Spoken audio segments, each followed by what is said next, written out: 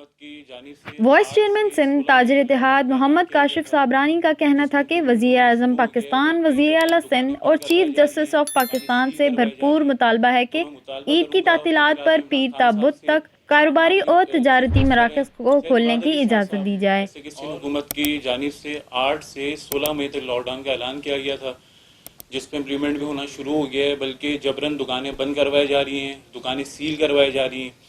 تو میں مطالبہ کروں گا وزیر اعظم عمران خان صاحب سے، ہماری جو چیف منسٹر ہیں سید مراد علی شاہ صاحب اور ہمارے چیف جسٹس آف پاکستان، ان سے میں مطالبہ کروں گا کہ لاک ڈاؤن ختم کروایا جائے۔ پورے سال کا ایک ہی سیزن ہوتا ہے جو رمضان المبارک ہوتا ہے، اس کے آج 25-26 روزے تو ہو گئے ہیں، 3 سے 4 دن کی اور بات ہے۔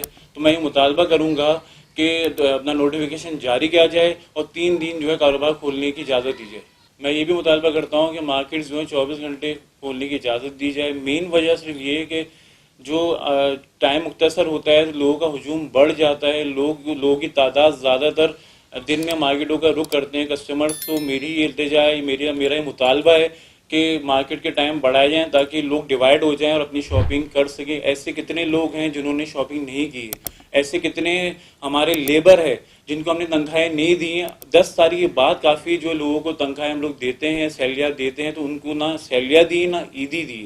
تو آپ سے میں مطالبہ کروں گا چیف جسٹس آف پاکستان کہ آپ اس پہ سو موٹو ایکشن لیں اور اس کا نوٹس لیں اور تاجروں کا مسئلہ حل کروائیں۔